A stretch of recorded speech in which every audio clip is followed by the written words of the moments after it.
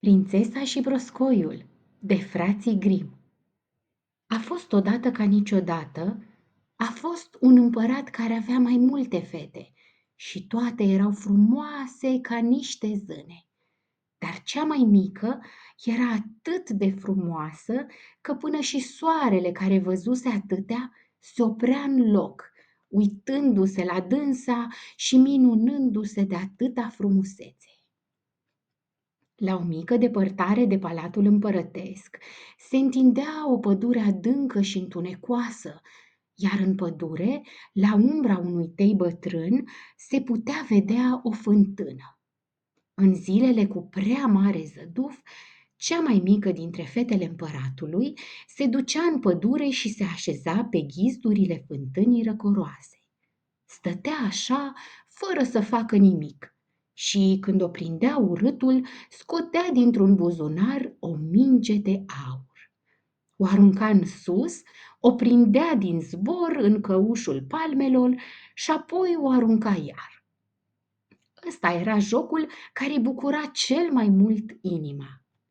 S-a întâmplat însă odată ca mingea să-i scape din palme și, căzând pe pământ, să se aducă de-a rostogolul de-a dreptul în fântână. Fata de împărat o urmări cu privirea, dar mingea pieri de parcă n-ar fi fost și fântâna era tare adâncă, atât de adâncă de nu-i puteai zări fundul. Se porni atunci domnița pe plâns și plânse în hohote, neputând în niciun chip să-și ostoiască amărăciunea.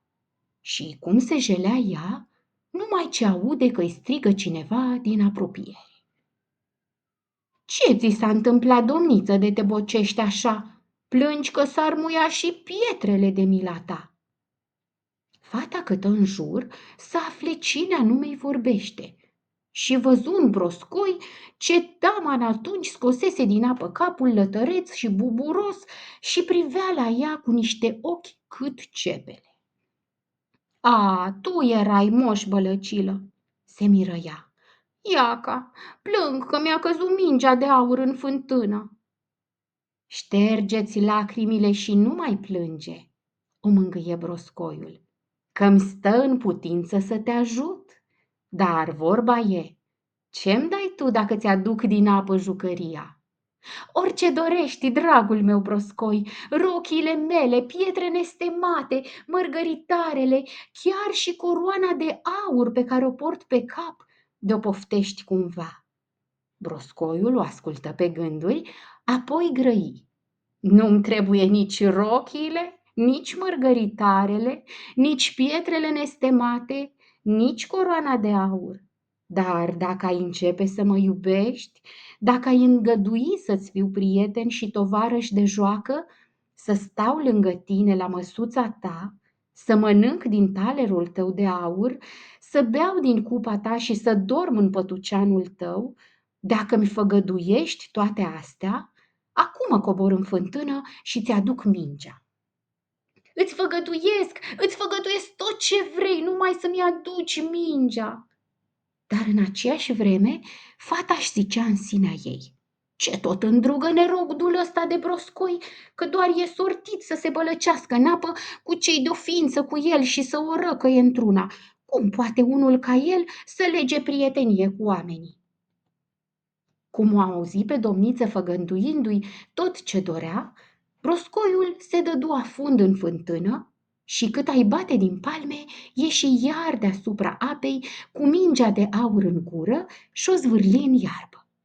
Fata de împărat sări în sus de bucurie, nu altceva, când își revăzu jucăria ei dragă. O ridică și, fără să-i spună broscoiului un singur cuvânt, o luă la fugă. Stai, nu fugi!" strigă în urma ei broscoiul. Ia-mă și pe mine, că nu pot să alerg atât de repede. Dar în zadar o răcăia broscoiul cât îl țineau puterile, că fata de împărat nu se sinchisea de el și cu cât se apropia mai mult de casă, cu atât fugea mai tare. Își uitase cu desăvârșire de bietul moș bălăcilă, iar acesta, neavând încotro, se înapoie și se lăsă din nou să cadă în fundul fântânii. A doua zi, domnița nici nu apucase bine să se așeze la masă împreună cu împăratul și cu toți curtenii și nici nu începuse să ia o îmbucătură din talerul ei de aur, că și auzit deodată niște pași lăpăind afară pe scara de marmură. Și pașii făceau plici, plosc, plici, plosc. Ascultă ea un răstimp și numai ce se pomeni cu o bătaie în ușă și desluși un glas strigând: Fată de împărat, tu cea mai mică dintre domnițe, vino de-mi deschide ușa. Domnița alergă într-un suflet la ușă să vadă cine era și când o întredeschise, se și trezi cu broscoiul în fața ei. Trânti repede ușa și luând-o la fugă înapoi, se așeză din nou la masă, tremurând toată de spaimă. Împăratul băgă de seamă că fetei bătea tare inima, mai să-i spargă coșul pieptului și o întrebă: De ce te-ai îngrozit așa, copilă dragă? Au, nu cumva ai zărit la ușă un zmeu care a venit să te răpească? Da, de unde, tată? N-am văzut niciun zmeu, răspunse fata cu silă în glas. La ușă e un broscoi boburos. Un broscoi? Și ce vrea broscoiul ăsta de la tine? Nu îndrăznesc, tata, îți spune cum a fost. Ieri, pe când mă jucam lângă fântâna din pădure, mi-a căzut mingea de aur în apă. Și fiindcă plângeam după ea de nu mai puteam, a ieșit din fântână un broscoi și pocitania asta cum a făcut, cum n-a făcut, mi-a scos mingea tocmai de la fund. Iar mai înainte îmi ceruse să-i făgăduiesc că dacă mi-o aduce mingea, o să legăm prietenie și o să fim tovarăși de joacă. Atât m-a bătut la cap că i-am făgăduit ce era să fac. Dar nu mi-a trecut nicio clipă prin minte că broscoiul și-ar putea face veacul și altundeva decât în apă. Și acum stă proțap afară și ține morțiș să vină la mine. În timpul ăsta, broscoiul bătea cu înverșunare la ușă și striga: Hai, deschide, fată de împărat! Ai uitat cuvântul care mi l-ai dat ieri când la fântână mi te-am ajutat? Hai, deschide ușa, fată de împărat! Auzind acestea, împăratul grăi: Acu, dacă ai apucat să făgăduiești, ține-ți făgăduiala, du-te și deschide-i. Fata se duse să-i deschidă ușa și broscoiul sări pe dată pragul în sala împărătească și se ținu scai după domniță până ce ajunse în dreapta scaunului ei. Acolo se opri și când fata dădu să se așeze, glasul broscoiului se auzi poruncitor: Da pe mine cui mă lași? Ia-mă lângă tine! Secodia ce secodi, se făcu a nu fi auzit, dar împăratul îi porunci să îndeplinească voia broscoiului. Cum se văzu broscoiul pe scaun, gata ceru să-l urce și pe masă. Și dintr-o săritură se pofti singur între blide și ceru de acolo: Ia trage talerul mai aproape să mâncăm amândoi din el. Biata copilă se văzu silită să facă cum îi poruncea broscoiul, cu toate că era scârbă și n-avea nicio tragere de inimă.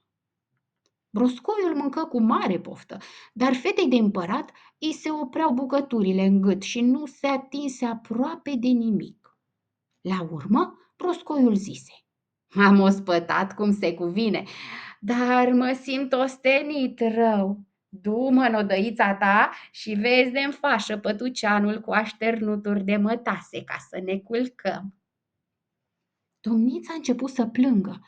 Tare se mai temea de broscoi. De frică și de silă nu-i venea nici să-l atingă, că avea o piele umedă și rece ca gheața. Și când te gândești că de aici înainte trebuia să doarmă cu el în pătuceanul ei curat și frumos, parcă ar fi vrut să se împotrivească, dar împăratul se mânie și spuse: Când te-ai aflat la Ananghie, ți-a plăcut să te bucuri de ajutorul broscoiului, iar acum vezi că se cade să-l disprețuiești, nu-i așa? Nu-ți mai place tovărășia lui. Nemai având încotro, domnița apucă broscoiul cu 2 degete și, ducându-l cu ea sus, îl azvârli într-un ungher al iatacului. Dar când dădu să se întindă și ea în pat, broscoiul țopăi până aproape de marginea patului și strigă de acolo: N-ai auzit că s-o ostenit rău? Vreau să dorm și eu la fel de bine ca și tine. Ia-mă sus în pat, că de nu te spun împăratului. Domnița se făcu foc și pară când îl auzi cum o amenință. Îl ridică de jos, de unde se oțăra la ea și, izbindu-l cu toată puterea de perete, strigă: "Na, ce ți-a trebuit, broscoi boburos? Acum ai și tu liniște, am și eu." Și ce să vezi? De îndată ce căzu jos, broscoiul se prefăcu într-un fecior de împărat, de-ți era mai mare dragul să te uiți la el. Chipeș la înfățișare, cu privirirea ochilor blândă și cu un farmec în ei cum nu se poate. Împăratul își dădu cu mare bucurie încuvințarea ca tânărul Crai să o ia de nevastă pe fiica sa. Iar acesta îi povesti domniței cum fusese blestemat de o vrăjitoare rea să se prefacă în broască și că nimănui, în afară de dânsa, nu i-ar fi stat în putință să-l scape de sub povara ce grea a blestemului. Apoi luară hotărârea ca a doua zi să pornească împreună spre împărăția feciorului de împărat. Mai povestiră ei ce mai povestiră și apoi se culcară. Când se treziră din somn în revărsatul zorilor, băgară de seamă că la poartă îi aștepta o caleașcă trasă de 8 cai albi, împodobiți cu panașe albe de struți și având hamuri cu totul și cu totul de aur. Iar în spatele caleștii ședea Heinrich, sluga credincioasă a feciorului de împărat. Într-atât se întristase sluga asta credincioasă că stăpânul său fusese prefăcut în broască, încât umblase năuc câteva vreme și de teamă ca nu cumva să-i pleznească inima de durere, și tot strânsese în cercuri de fier. Caleașca aștepta la scara palatului să-i ducă pe tânărul Clai și pe aleasa inimii lui în împărăția părântească. Heinrich, cel credincios, care pregătise totul după cum cerea cuviința, îi ajută pe amândoi să urce în caleașcă, iar după aceea se sui și el în locul lui din spate. Și inima-i tresălta de bucurie că-i fusese dat să-și revadă stăpânul. Merseră ei o bucată bună de drum și numai ce auzi feciorul de împărat o trosnitură înapoi a lui, de parcă s-ar fi rupt ceva. Și cum nu-și putu da seama ce poate fi, îi strigă slujitorului său: "Heinrich, auzi trosnitura? Nu cumva s-a rupt trăsura?" Iar Heinrich se grăbi să răspundă: "Fii, stăpâne, liniștit, ia un cerchici a plesnit, ce-mi ținea inima strâns, să nu mor de atâta plâns, că un biet broscoi erai și sub vrajă grează ce-ai." Și se auzi stroznind încă o dată și apoi iar o dată, iar feciorul de împărat din nou crezu că trosnește caleașca și că-i gata să se rupă. Dar nu caleașca se rupea, ci cele două cercuri de fier care se desprindeau din jurul inimii lui Heinrich cel credincios, care nu mai putea de bucurie că stăpânul său scăpase de sub urgia blestemului și că era acum fericit cu aleasa inimii lui.